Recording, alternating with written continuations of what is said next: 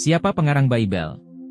Bible adalah kitab sejarah yang mirip dengan buku biografi yang berisi riwayat hidup seseorang yang ditulis oleh orang lain tanpa diketahui siapa nama penulisnya. Apakah Bible layak disebut sebagai firman Tuhan? Simak dan perhatikan. Menurut sejarah gereja diketahui bahwa kitab Ulangan ditulis oleh Musa sekitar 1400 sebelum Masehi. Tapi jika ayatnya dibaca dan diteliti lebih dalam lagi, ternyata kematian Musa juga dikisahkan oleh pengarang lain, ada orang kedua di luar penulis. Ini membuktikan bahwa Musa tidak menulis kitab. Ulangan pasal 34 ayat 5-6. Lalu matilah Musa, hamba Tuhan itu, di sana di tanah Moab, sesuai dengan firman Tuhan. Dan dikuburkannyalah dia, Musa, di suatu lembah di tanah Moab, di tentangan Bet Peor, dan tidak ada orang yang tahu kuburnya sampai hari ini. Dan ayat tadi ditanggapi oleh orang Kristen sendiri bahwa penulis kisah kematian Musa diteruskan oleh Yosua, dan bagaimana bisa kitab Ulangan yang katanya penulisnya Musa berpindah jadi ke Yosua.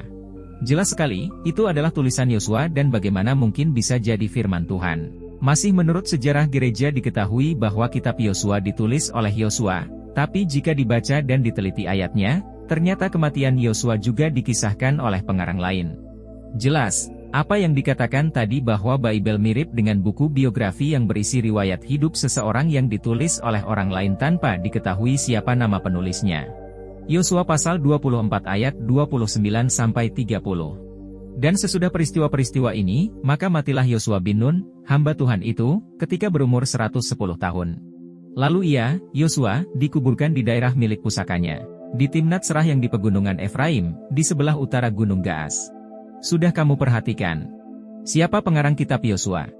Jika pengarangnya adalah orang lain tentu, tidak bisa lagi disebut sebagai firman Tuhan. Kisah kematian Samuel juga ditulis oleh pengarang lain, ada orang kedua di luar penulis. 1 Samuel pasal 25 ayat 1. Dan matilah Samuel, seluruh orang Israel berkumpul meratapi dia dan menguburkan dia di rumahnya di Rama. Dan Daud berkemas, lalu pergi ke padang gurun Paran.